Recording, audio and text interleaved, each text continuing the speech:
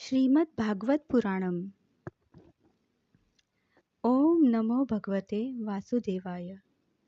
कृष्णं नारायणं वंदे, कृष्णं वंदे व्रजप्रियं, कृष्णं द्वैपायनं वंदे, कृष्णं वंदे पृथासुतम। सर्व श्रोत्यांना माझा सादर प्रणाम। श्रीमद् भागवत पुराणाचे सार मी आज येथे सादर करीत आहे, तरी जास्तीत जास्त भक्तांना याचा लाभ भेटावा ही इच्छा आहे। हे सार संकलन केले आहे कैलासवासी श्री गंगाधर गोपाळ उत्पात यांनी, तर सादर करती आहे सौ अश्विनी अंकुश केंढे। हे सार एका सादरीकरणामध्ये बसणारे नाही, तेव्हा आम्ही याचे काही भाग बनवित आहोत। तुम्हाला हा भाग आवडल्यास लाईक तसेच सबस्क्राईब करायला विसरू नका। तर सुरू करूया श्रीमद् भागवत पुराणम। अथ प्रथमोऽध्यायः। जगाची उत्पत्ती, स्थिती आणि विनाश ज्यांच्यामुळे होतो, तसेच आध्यात्मिक, अधिदैविक आणि अधिभौतिक असे तीनही ताप जे नाहीसे करतात, त्या सच्चिदानंद स्वरूप भगवान श्रीकृष्णांची आम्ही स्तुती करतो। मौजी बंधन होण्यापूर्वीच लौकिक वैदिक कर्मे सोडून श्री शुकदेव संन्यास घेण्यासाठी निघाले। तेव्हा त्यांचे वडील व्यास विरह दुःखाने व्याकुळ होऊन पुत्रा पुत्रा हाका मारू लागले। त्यावेळी शुकदेवांच्या वृक्षांशी असलेल्या तन्मयतेमुळे वृक्षांनीच शुकदेवांच्या वतीने ओ दिली।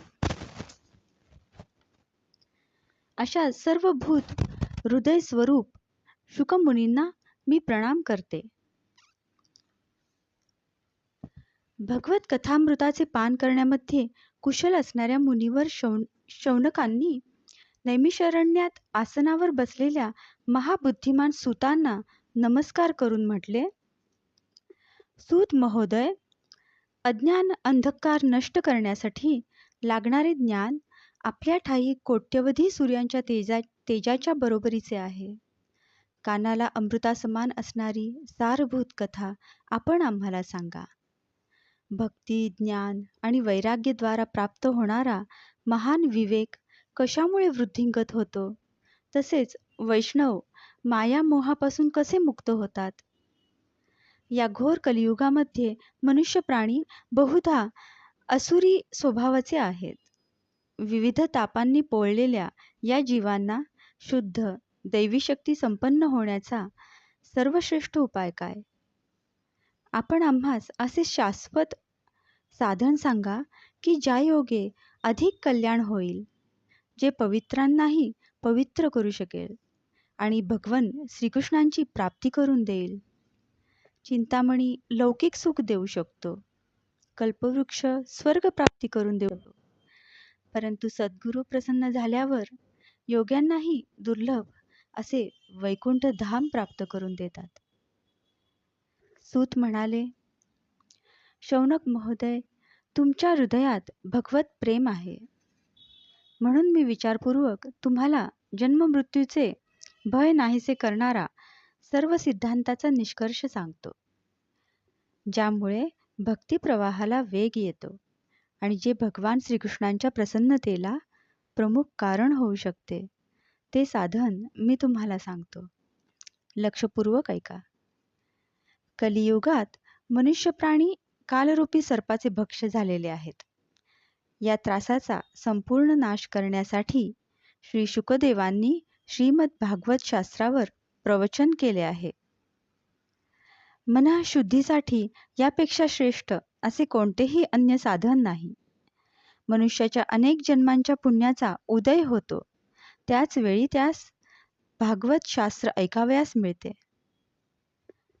परीक्षितालाही कथा सांगण्यासाठी जेव्हा श्री शुकदेव सभेमध्ये आले, तेव्हा देव अमृत कलश घेऊन तेथे आले। आपले काम साधून घेण्यात चतुर असणाऱ्या देवांनी शुकमुनींना प्रणाम केला व म्हणाले की हे अमृत घेऊन त्याच्या मोबदल्यात आपण आम्हास भागवत कथामृताचे दान द्यावे। अशी देवाणघेवाण केल्याने राजा परीक्षित अमृत प्राशन करील, त्यामुळे तो अमर होईल आणि आम्ही श्रीमद भागवत स्वरूपी अमृत प्राशन करू.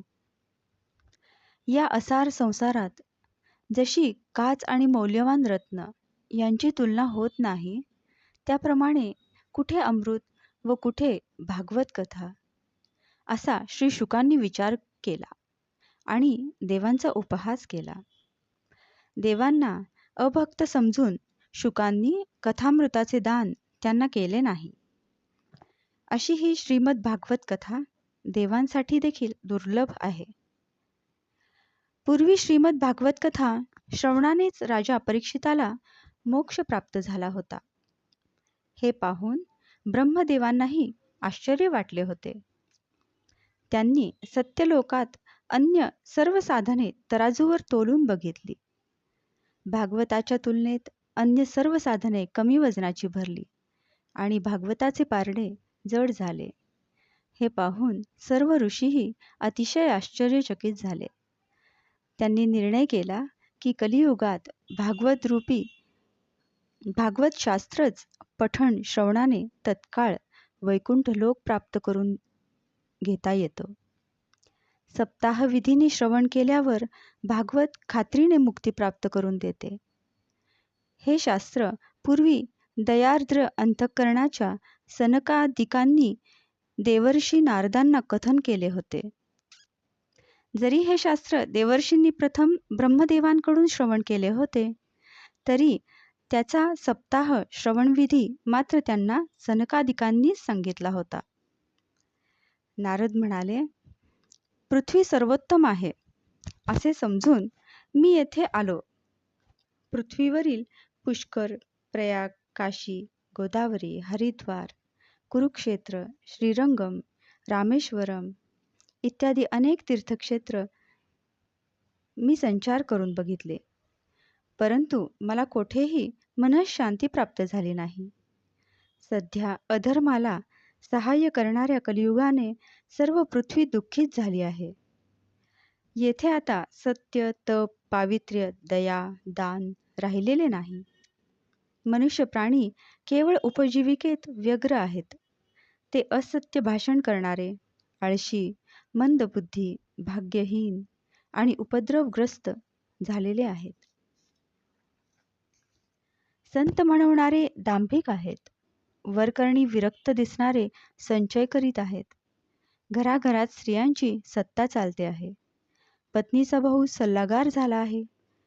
लोक धनलोभाने कन्या विक्रय करू लागले आहेत आणि नवरा बायकोमध्ये कलह होत आहेत.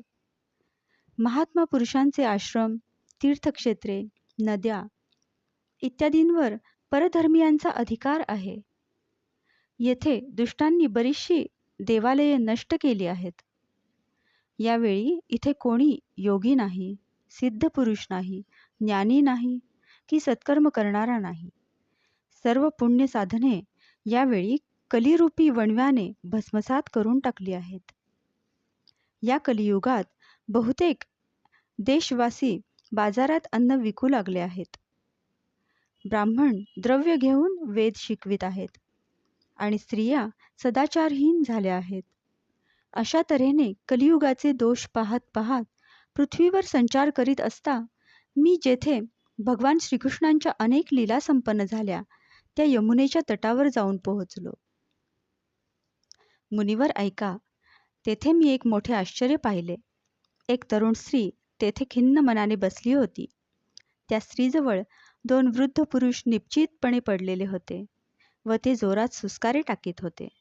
ती तरुण स्त्री त्यांची सेवा करता करता त्यांना जागविण्याचा प्रयत्न करीत होती आणि त्यांच्यापुढे रडत होती. आपल्या रक्षणकर्त्याला ती दशदिशांना शोधत होती. तिच्या चारी बाजूंना शेकडो स्त्रिया तिला पंख्याने वारा घालीत होत्या व तिचे सांत्वन करीत होत्या. दुरूनच हे दृश्य पाहून कुतूहल म्हणून मी तिच्याजवळ गेलो. मला पाहून ती तरुणी उभी राहिली व व्याकुळतेने म्हणाली, हे साधू पुरुषा, कृपया क्षणभर थांबून माझी चिंताही निवारण करा. आपल्या केवळ दर्शनाने या संसारातील सर्व पापे समूळ नाहीशी होतात. आपल्या वाणीने बहुतेक माझे दुःख दूर होऊ शकेल. मनुष्याचे ज्यावेळी मोठे भाग्य उदयाला येते त्याच वेळी आपले दर्शन होते.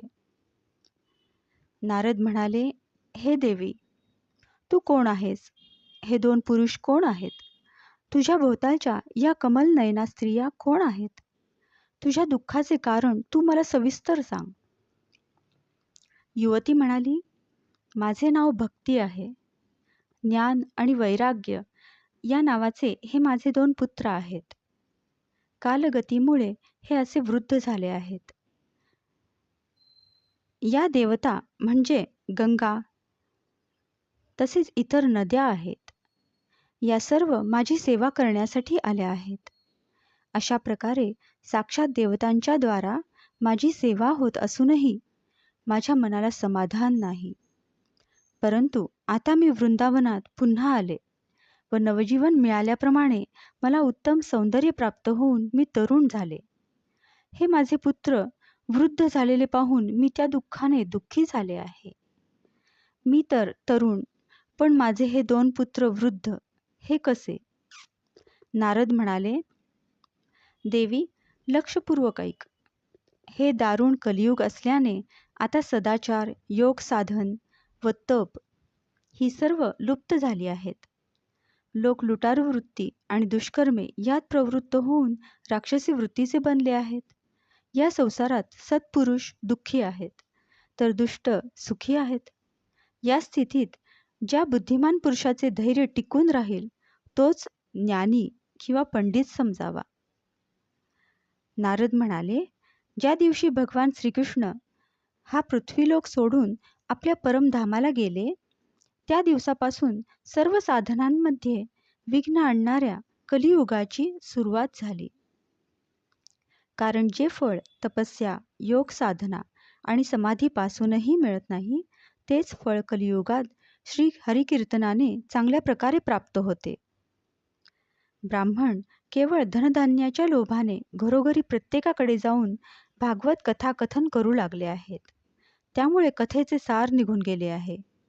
विद्वानांची अशी स्थिती आहे की ते पशूंप्रमाणे स्वस्त्रीशी संतती निर्मितीच्या हेतूने रममाण होतात आणि मुक्ती मिळविण्याच्या साधनांकडे दुर्लक्ष करतात. नारद मुनी, आपण केवळ एक वेळ उपदेश केल्याने कयाधूचा पुत्र प्रल्हाद याने मायेवर विजय मिळविला होता. आपल्या कृपेनेच ध्रुवाने ध्रुवपदही प्राप्त केले होते. आपण सर्व मंगलाचे मंगल तसेच साक्षात ब्रह्मदेवांचे पुत्र आहात. मी भक्ती आपणास नमस्कार करते. इति श्री पद्मपुराणे उत्तरखंडे श्रीमद्भागवत महात्म्ये भक्ति नारद समागमो नाम प्रथमोऽध्यायः सम्पूर्णः.